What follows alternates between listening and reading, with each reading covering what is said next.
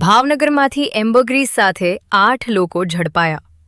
એમ્બરગ્રીસને વહેંચવા જતા હોવાની એસએમસીને બાતમી મળતા એસએમસીએ 4 શખ્સોને 4.20 કરોડના મુદ્દામાલ સાથે ઝડપ્યા હતા, જેની તપાસ ફોરેસ્ટ વિભાગને સોંપવામાં આવતા ફોરેસ્ટ વિભાગે અન્ય 4 લોકોને પણ ઝડપી પાડ્યા। ખડસલિયા ગામની સીમમાંથી વધુ 4 શખ્સો એમ્બરગ્રીસ સાથે ઝડપાયા। ફોરેસ્ટ વિભાગે 5.10 કરોડના મુદ્દામાલ સાથે વધુ 4 શખ્સો ઝડપી પાડ્યા। કુલ 8 આરોપીઓ પાસેથી 9 કિલો એમ્બરગ્રીસ ઝડપાયું। ફોરેસ્ટ વિભાગે 8 આરોપીઓ પાસેથી 9.30 કરોડનો મુદ્દામાલ જપ્ત કરી વધુ તપાસ હાથ ધરી। અહેવાલ જાહિદ સૈયદ, રિપોર્ટ તોસીફ સુમરા।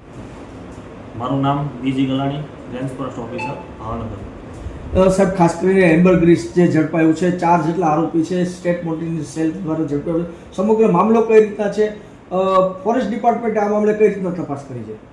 તારીખ 10/7/2026ના રાત્રિના સમયે પોલીસ કંટ્રોલમાંથી મેસેજ મળેલ કે એમ્બરગ્રીસ જે વેલ માછલીની ઉલટી તરીકે ઓળખાય છે, જે સ્ટેટ મોનિટરિંગ સેલની ટીમ દ્વારા પકડવામાં આવેલ છે બાતમીના આધારે, અને તેની ઓળખ અને તેમજ એફએસએલ ટીમ બોલાવવામાં આવેલ અને ફોરેસ્ટ ઓફિસરને બોલાવવામાં આવેલ।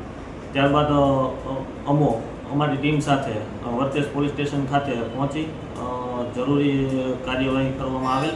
બાદમાં એસએમસીની ટીમ દ્વારા વર્તેજ પોલીસ સ્ટેશનને આખો કેસ છે જે વેલ માછલીની ઉલટી વાઇલ્ડલાઇફ એક્ટ મુજબ જોગવાઈ થયેલી છે, તેથી તેની તપાસ ફોરેસ્ટ ઓફિસરને કરવાની રહેતી હોય, જેથી તેણે વર્તેજ પોલીસ સ્ટેશનને તપાસ સોંપણી કરવામાં આવેલ। બાદ વર્તેજ પોલીસ સ્ટેશન દ્વારા રેન્જ ફોરેસ્ટ ઓફિસર ભાવનગરને તપાસ સોંપણી કરવામાં આવેલ। બાદમાં જે મુદ્દામાલનો કબજો આરોપીનો જે 4 આરોપી ઝડપાયેલા હતા તેનો કબજો મેળવેલ। જે એસએમસીની ટીમે જે મુદ્દામાલ પકડેલો હતો તે 4 કરોડ જે ઇન્ટરનેશનલ માર્કેટ વેલ્યુ છે, જે આ સ્પમની જે ઉલટીની એમ્બરગ્રીસની 4,30,00,000 જેટલો મુદ્દામાલ ઝડપાયેલ હતો।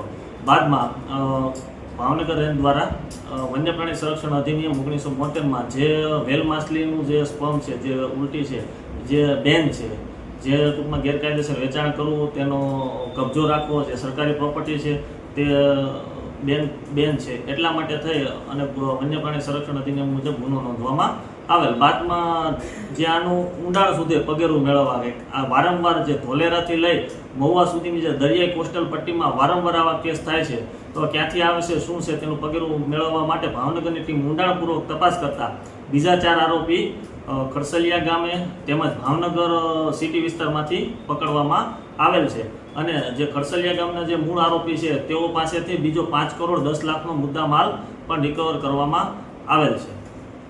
સાહેબ, આની અંદર હજુ પણ વધારાના કોઈ આરોપી ઝડપાયા લાગે છે? શું મામલો શું?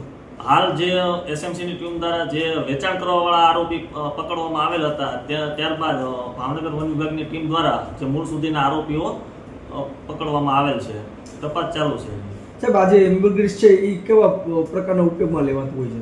મોટા ભાગે જે લક્ઝરિયસ પરફ્યુમ છે, જે વિવિધ ઇન્ટરનેશનલ માર્કેટમાં જે બહુ હાઈ લેવલના કન્ટ્રી છે એના માટે થઈને ઉપયોગ થાય છે।